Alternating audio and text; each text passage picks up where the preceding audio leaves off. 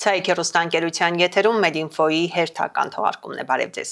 Այսօր տաղավարում հյուրընկալել ենք Գյումրու Սուրբ Գրիգոր Նարեկացու անվան պոլիկլինիկայի էնդոկրինոլոգ Նարինե Գևորգյանին։ Բարև ձեզ, բժշկուհի։ Բարև ձեզ։ Շնորհակալ ենք, որ մեր հրավերն ընդունեցիք։ Ձեզ շնորհակալություն հրավիրելու համար։ Բժշկուհի, խոսենք թե էնդոկրին հիվանդություններից հատկապես որոնք են հանդիպում։ Էնդոկրին հիվանդություններից այսօր խոսելու ենք ամենատարածված վիճակներից վահանաձև կեղզի հանգույցների մասին։ Խնդրեմ, այսինքն դա ձեր առօրյայում հաճախ հանդիպող հիվանդություններից են, թե ընդհանուր առմամբ տարածված են իրենք։ Շատ են տարածված վահանաձև կեղզի հանգույցները, հատկապես կանանց մոտ ամբողջ աշխարհում են տարածված բոլոր էնդոկրինոլոգների պրակտիկայում։ Այսինքն ոչ միայն մեզ մոտ։ Եվ իրենցից ինչ են ներկայացնում դրանք։ Վահանաձև կեղզի հանգույցները դրանք օջախային գոյացություններ են, մեծ մասը անվտանգ են, հայտնաբերվում են հիմնականում պատահաբար, գանգատներ կարող են եւ չառաջացնել։ Այդ պատահաբարի տակ ինչ ենք հասկանում մենք։ Կինը կարող է կանգնել հայելու առաջ,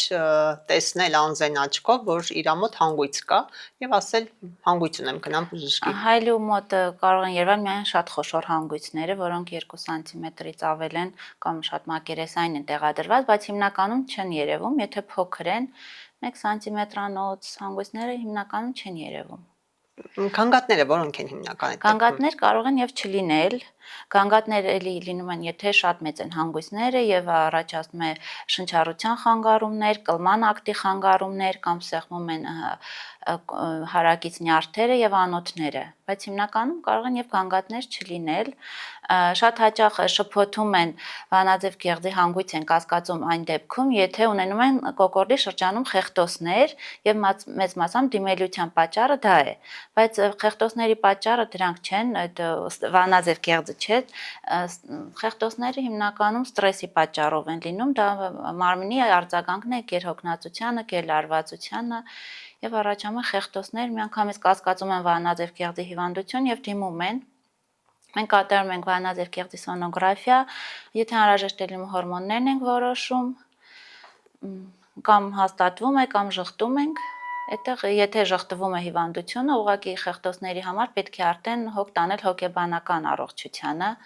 աշխատել հոգեբանի հետ։ Հենց այդպես էլ խորհուրդ է տրվում բուժարուին։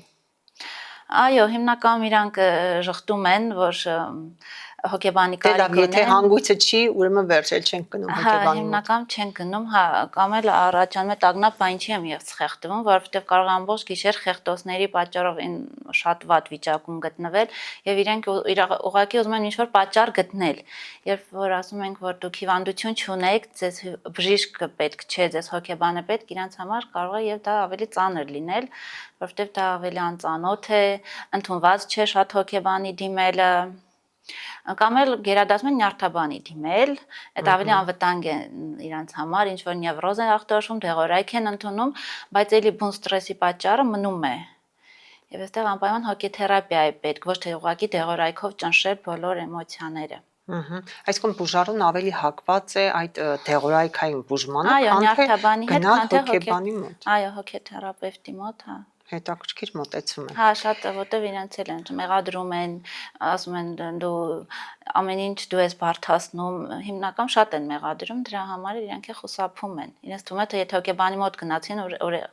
ուրեմն աշխարհի վերջն է արդեն։ Մի կողմից ամոթ է, ոնց կարելի է գնալ հոգեբանի մոտ։ Այսինքն չի հաղթահարվում այդ պատնեշը դեռևս մեր իրականությունում։ Չէ, ու հիմնականում երիտասարդ կանանց մոտ է շատ տարածված, որոնք կերծանրաբեռնված են երեխաների հետ, չեն քնում գիշերները, չեն սնվում նորմալ,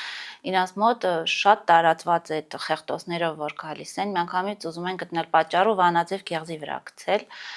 Իրանց անհնար է, մենտալիտետի հետ կապված է խնդիրներ կան, որ չեն համակերպվի, ոնց էս ջահել տարիքում այդքան արդեն ինչ պիտի մենք էլ ենք արել, մեծեր հասակներն էլ են համեմատում,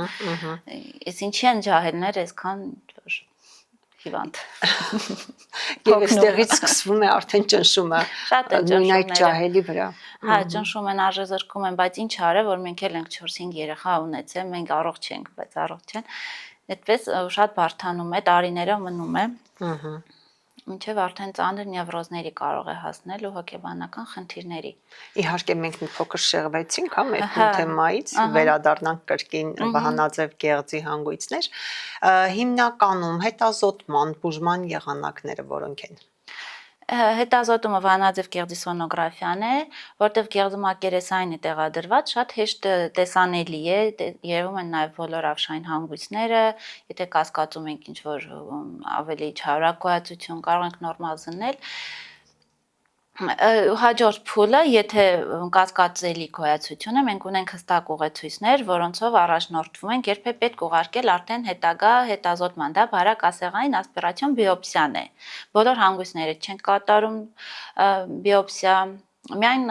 եթե ուղեցույցներին համապատասխանում են այդ չափորոշիչները, դրանք կան, մենք դրանցով ենք ուղղորդվում։ Արդեն բիոպսիան ցույց է տալիս բարորակ է թե չարորակ։ Չարորակի դեպքում կատարվում է վիրահատություն։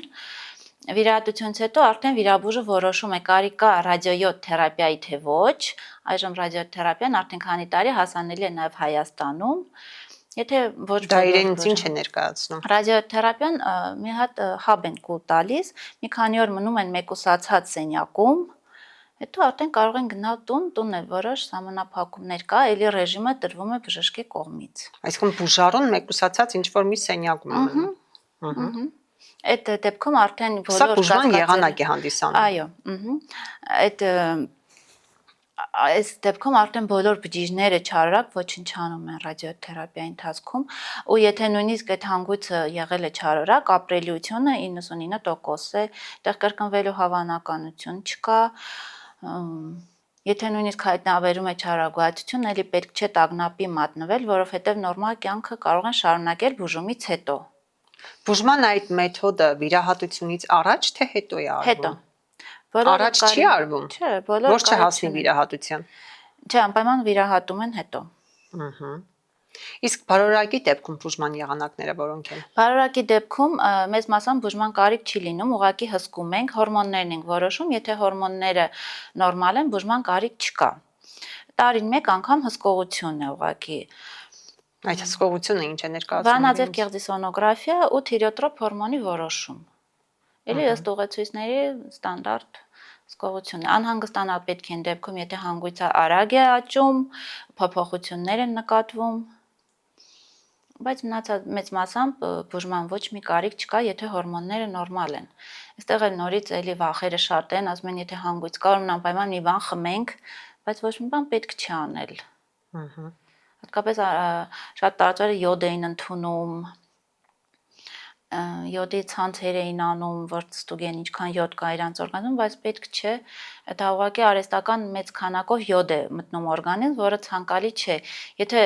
հորմոնների շեղում լինում է, թիրիոտրոպ հորմոնի եւ ազատ թիրոքսինն ենք հիմնական որոշում, այդ դեպքում մենք հստակ դոզավորված տալիս ենք լևոթիրոքսինը, փոխարինող թերապիան, ու այստեղ խնդիր չի լինում գերդոզավորման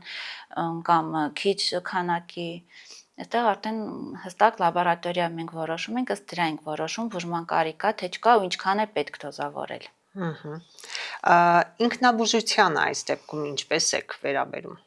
Ինքնաբուժությունը շատ է տարածված,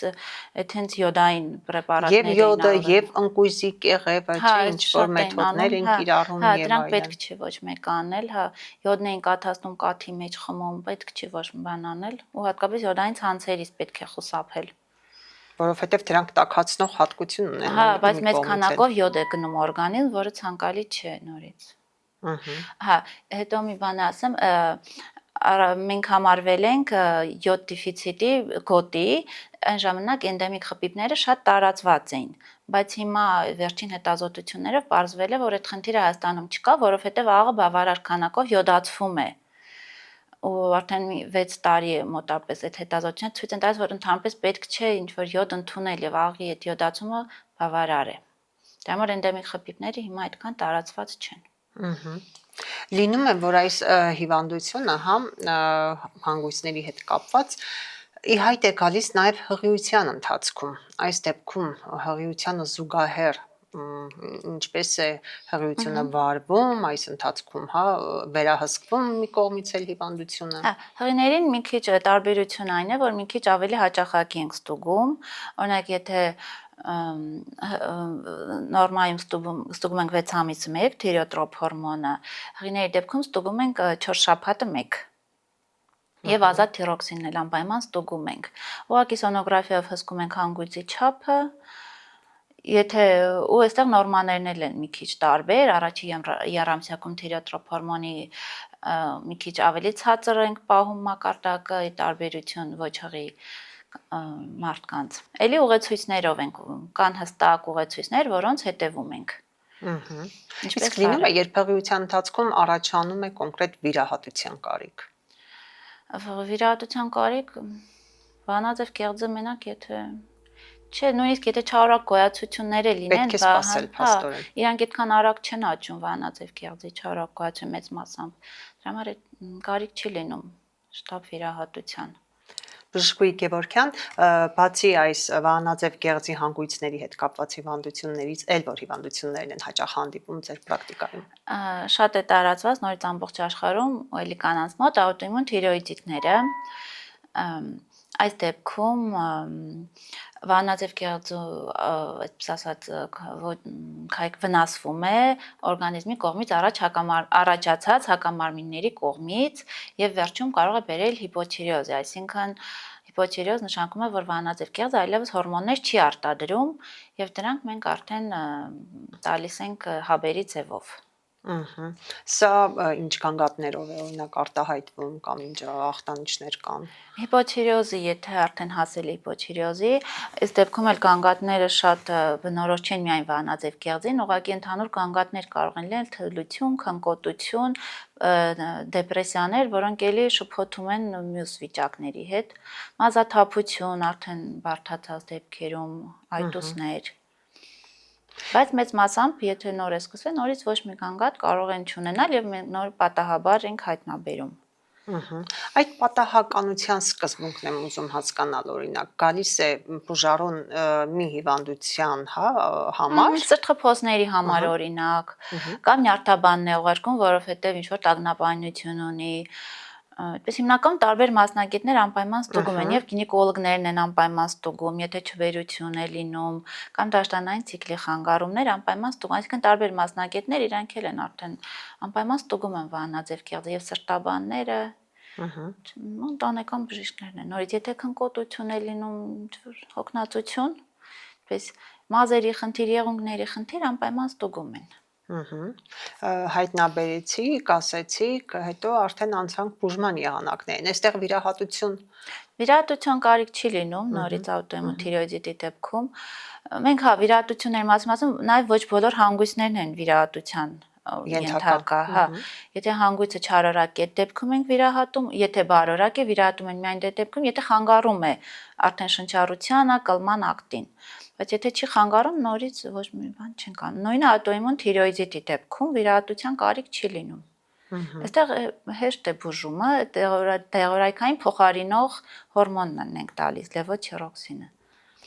Տեսեք, մենք խոսեցինք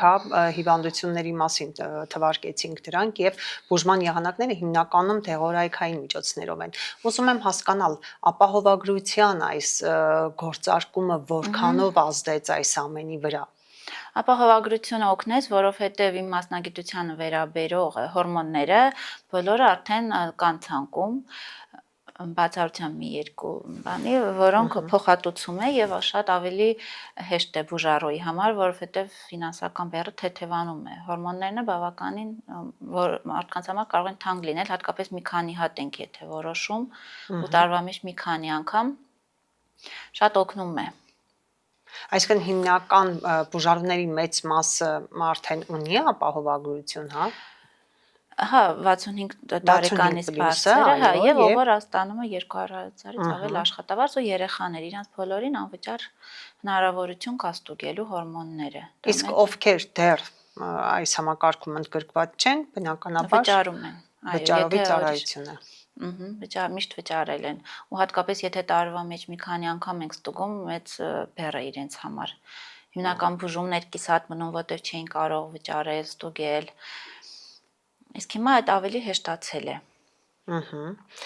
Ինչ խոսք բուժարուների համար սա ողջունելի քայլ է, իսկ արդեն ձեր տեսանկյունից, հա, որպես բժիշկ, այս տարբերակը ապահովագրության։ Իհարկե ավելի հեշտ է, ճիշտ է, բուժառոների քանակը շատ է, դրա համար այժմ կարգավորում ենք մեր ծանրաբեռնվածությունը, որպեսզի հաղթահարենք, բայց ընդհանուր առմամբ շատ ուրախալի է, որ գոնե ֆինանսի պատճառով մարդիկ չեն մնում էլի կիսատ բուժման մեջ։ Գալիս են, հետազոտվում են, առաջ այդքան չէին գալիս հետազոտվելու, որտեղ գիտեն, որ մեկը թանկ է եւ չեն կարողանալու վճարել։ Այսինքն նպաստել է նաև բուժառուների ակտիվությանը, Շատ է որպեսզի նպաստել, հա։ այո, Այո, դա շատ ուրախալի է, որտեվ ես էլ եմ ուրախանում, որ իրանք էլ են ուզում ստուգվել, իսկ առաջ պետք է համոզեինք, որ գնացեք գոնե մի հորմոնը տվեք։ Փաստորեն վստահաբար կարող ենք ասել, որ ֆինանսն է եղել պատճառը այնուամենայնիվ Հա, ֆինանսը շատ եղել է, այո, իհարկե։ Թիմային աշխատանքը պոլիկլինիկայում ինչպես է իրականացվում։ Բուժառուներ, եթե ունեն գանգատներ, առաջինը դիմում են ընտանեկան բժշկին կամ թերապևտին։ Արդեն ընտանեկան բժիշկն է որոշում է, որ մասնագետի մոտ ուղարկի կամ նյարդաբան կամ էնդոկրինոլոգ, այդպես համագործակցում ենք։ Ու արդեն կազմակերպվում է, այո, կազմակերպում ենք ուղեգրերը տալը եւ այլն։ Մենակ հիմա այդ հերթերն ենք փորձում կարգավորել, որպեսզի եւ բուժառուն շատ չտանջվի գնագա, որտեվ որ գալիս են, ասում են արդեն հասել ենք, մի քիչ չենք էլ ուզում հետ ճանապարհենք, որ հերթագրվեք մի քանի օր հետո եկեք կամ բոլորին թվում է, որ իրանց վիճական հետաձգելի է, հիմա կամ մի հարցով ենք ուղղակի ուզում մտնել, ընդհանրապես մի հարց տանք, դա դառնում է երկար կոնսուլտացիա։ Այդ մի քիչ որ ընթացքի մեջ է։ Իսկ բոլորն են օգտվում այդ էլեկտրոնային հերթագրումից։ Ճիշտն ասած, ոնց որ այդքան բոլորը չէ, որ օգտվում են էլեկտրոնային հերթագրումից։ Որ բոլորի մոտ չի ստացվում, հատկապես 65 տարեկանից բարձրները մի քիչ դժվարություններ կան։ Դրա համար ես հույսով եմ, որ դա կհարթվի ու եւ բուժառուների համար հեշտ կլինի, որ նրանք չսպասեն եւ մեր համար, որ ավելի արդյունավետ աշխատենք, որտեղ եթե հերթեր շատ են, մենք էլ ենք լարվում։ Քանի որ դուք ոչ միայն էնդոկրինոլոգ եք, այլև սոնոգրաֆիստ, այս երկուսի համատեղումը ինչպես է ձեզ մոտ իրականացվում։ Շատ օգնում է, այո, շատ օգնում է, որտեղ վահանաձև կեղձը, եթե առաջ ես կարդում եի պատասխանները, այդքանը չի պատկերացնում, ինչ նկատի ունի սոնոգրաֆիստը։ Իսկ հիմա որ ես անձամբ եմ, դա շատ հեշտացնում է եւ նախ բուժառուն էլ չի գնում եւ էնդոկրինոլոգի մոտ եւ սոնոգրաֆիստի մոտ ու տարբեր կարծիքների մեջ ինքնախճճվում։ Հիմա ավելի հեշտ է, եւ բուժումն եմ գրում եւ իմ աչքով եմ տեսնում ինչ պետք է, ու հետագա բուժումն ավելի հեշտանում է։ Եվ իմ համար է հեշտ եւ բուժառուի համար է շատ հեշտ։ Համագործակցություններ այլ բժշկական հաստատությունների հետ ունեք։ Այո, ես մասնավոր կլինիկայում եմ աշխատում, դեղ է նորից անում եւ դասավանդում եմ։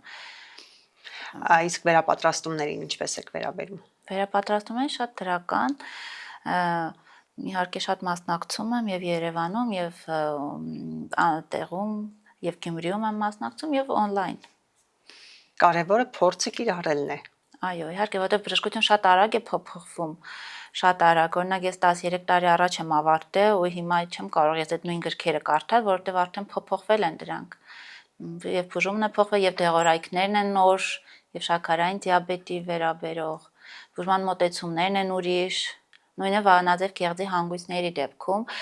որ ես սովորում եմ, եթե հանգույց ունենք, նույնիսկ եթե հորմոնները նորմալ են, դեղորայք նշանակվում էր լևոթիրոքսին, բայց հիմա չի նշանակվում, եթե հորմոնները նորմալ են։ Այսինքն փոփոխություններ կան։ Այո, կան, դրա համար հիմա որ գալիս են այդ բուժառուներն է զարմանում են, բայց մեզ ինչի են նշանակի, ասում եմ, հա, այդ մի քանի տարի առաջ էր այդպես, բայց հիմա փոփոխվել է, մոտեցումը լրիվ տարբեր է։ Ինչ որ առաջ օգտագործում էր, հիմա արդեն չենք անում։ Դրա համար շատ կարևոր են վերապատրաստում, շատ արագ է փոխվում բժշկությունը։ Բժշկուհի Գևորգյան, քանի որ ինձ հուշում են, որ մեր հաղորդումը արդեն մոտենում է իր ավարտին, ես կուզեմ, որպեսզի վերջում, հա, որպես ավանդույթ, ձեր կոչը կամ հորդորը ուղեք մեր հեռուստադիտողներին։ Կոչը շատ չվախենալ, խոճապի չմատնվել, եթե ինչ որ վահանաձև կեղձի, թեկուզ այսօր որ հանգույցներից խոսեցին, հանգույց է հայտնաբերում, որտեղ տագնապը իրոք շատ է։ Ուղղակի ավելի շատ հոգեբանական առողջության մասին մտածել, ու եթե ինչ որ գոյացություն է հայտնաբերվի, հստակ քայլեր կան, որ բժիշկները կարող են անել, ոչ մի վատ բանի չի բերի։ Ավելի շատ հոգեբանական առողջության ուշադրություն դարձնել է դա։ Շնորհակալ ենք շատ հետաքրքիր զրույցի համար։ Ձեզ շնորհակալություն։ Հարգելի հեռուստադիտողներ, իսկ ես ձեզ հիշեցնեմ, որ այսօր Medinfo-ի տաղավարում Գյումրու Սուրբ Գրիգոր Նարեկացու անվան պոլիկլինիկայի էնդոկրինոլոգ Նարինե Գևորգյանն էր մեր հյուրը։ Եղեք առողջ, Medinfo-ն էր եթերում։